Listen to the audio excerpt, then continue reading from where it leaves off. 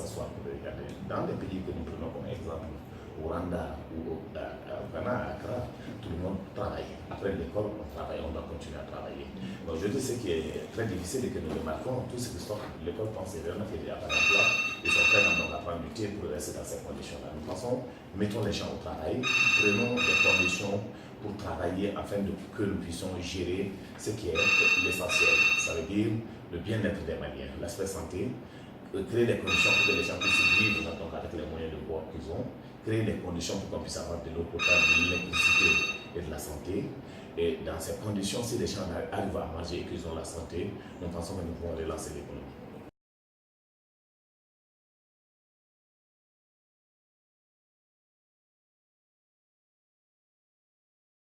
Vous savez, la Guinée est aujourd'hui le plus riche, mais aujourd'hui la Guinée, en termes économiques, est aujourd'hui le plus pauvre.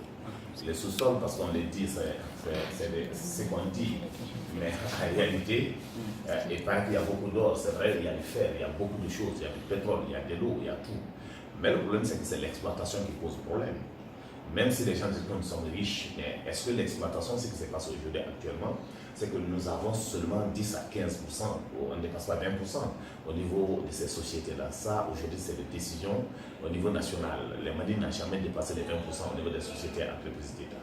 Et donc, s'il faut maintenant travailler dans ce domaine, ce que nous sommes en train de proposer dans notre contrat social que nous avons signé avec le peuple, c'est de créer une autre société qui va reprendre l'ensemble des actions de 10 à 20% dans les sociétés pour créer des sociétés MAUS, donc qui feront en sorte de mettre l'ensemble de ces ressources pour être coachées au niveau international et créer les conditions pour que nous puissions gérer cette situation pour que l'ordre brille pour tous les Maliens. Dans les autres secteurs, on va se battre pour essayer de redynamiser le système économique, faire en sorte que le Mali puisse répondre. Donc, au niveau de l'élevage, de l'agriculture, on va faire en sorte de transformer certaines de nos ressources, comme le coton, 30% que nous allons revoir. Et nous pensons aussi que la force pour nous aussi, c'est sa jeunesse. Donc, cette jeunesse, on les remet au travail et ces femmes qui sont capables de redynamiser le système, nous pensons que nous pouvons relever le défi.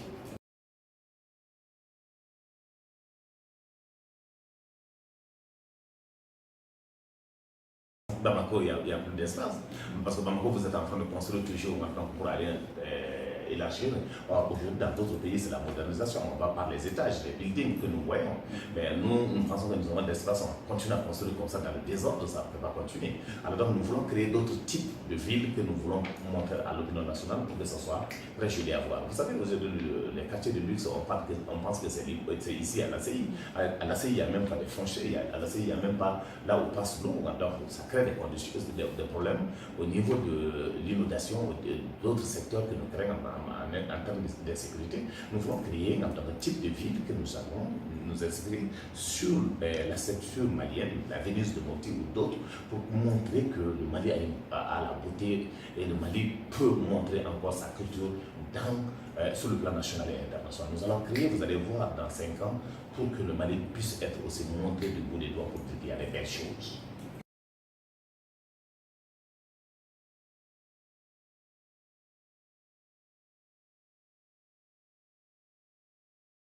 Oui, les gens n'ont pas confiance à l'État, tu n'as pas confiance à l'État. Moi-même, en tant que responsable, je n'ai pas confiance à l'État.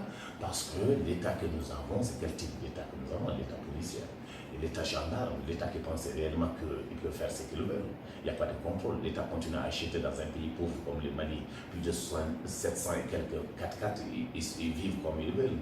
Les climatiseurs marchent comme ils veulent.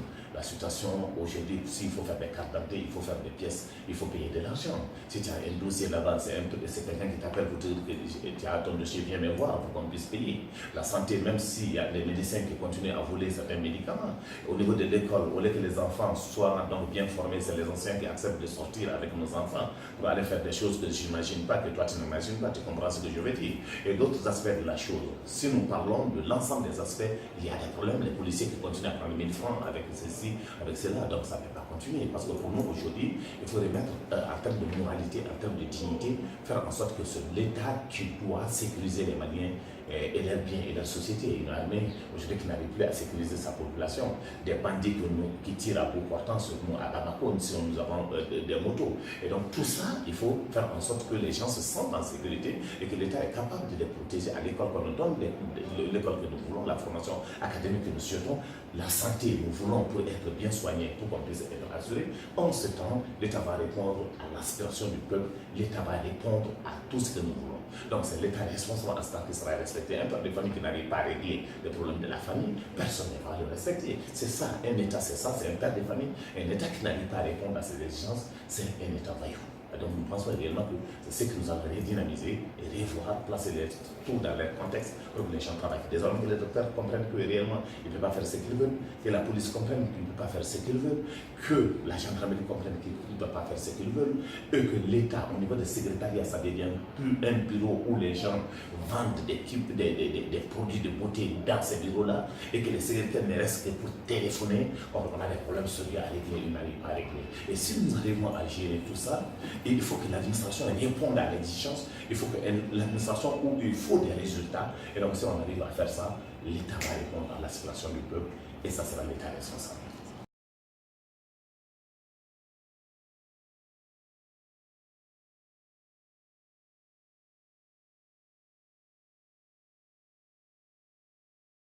On n'acceptera pas si ça a été volé. Nous venons de montrer tout de suite à la communauté internationale ce vol programmé par le régime où ils n'ont plus de stratégie. Ils ont mis notre pays dans une situation catastrophique. Des vols planifiés où aujourd'hui il y a plus de 2000 vols fictifs où on veut faire en sorte de montrer à leur seule issue de sortie, c'est de voler. Nous n'allons pas accepter en termes de vol la victoire du peuple malien. Ça, nous n'allons pas accepter. Nous n'allons pas accepter de façon claire et nette si la Cour constitutionnelle que nous connaissons accepte, s'il n'accepte pas de dire la vérité pour truquer les élections. Nous n'allons pas accepter s'il vole les élections. Mais si réellement le peuple malien donne la voix à quelqu'un de façon très honnête et que le jugement de la Cour constitutionnelle donne le résultat que nous voulons et les résultats vrais, nous allons accepter. Dans le cas où nous l'avons accepté en 2013, on s'est déplacé pour aller voir le président de la République, juste comme je lui ai donné pour le féliciter, ce que jamais vu sur le plan international. Nous sommes à l'image de ça. Cette fois-ci, nous n'allons pas accepter les vols. Parce que ce sont des voleurs, ils sont en train de travailler pour voler. Nous avons des preuves. Hier, nous avons réuni l'ensemble des conditions que nous avons réglées. Nous avons discuté avec le Premier ministre. Nous avons discuté avec la communauté internationale pour dire que c'est des voleurs. Et Ibeka, dès que métro, aujourd'hui, ils parlent de tapoclé parce qu'ils ont pu dissimuler plus de 2000 bureaux de vote, ce qui va les donner au moins plus de 1 400 000 et quelques votants fictifs qui n'existent pas. Un exemple par commune. Souvent, ils nous disent qu'il y a 32 centres de vote. Nous découvrons, on a fait des comptes manuels. Nous avons mis nos techniciens à travailler parce que nous sommes des informaticiens aguerris. Nous avons travaillé dans ce domaine. On a trouvé, au lieu que ce soit 32, on trouve souvent qu'il y a 40 et quelques bureaux de vote, centres créés. Donc c'est du vol, c'est des voleurs. Les véritables dossiers que nous avons travaillé sur ça pour mettre en œuvre avec des partenaires qui sont venus auditer. Donc ces fichiers, on était d'accord. Ce fichier-là, ils ont enlevé pour mettre des faux fichiers. C'est des voleurs et nous n'allons pas accepter des élections truquées et volées. Ça, c'est clair et net. Nous restons sur notre position. Votre mot de la fin, monsieur.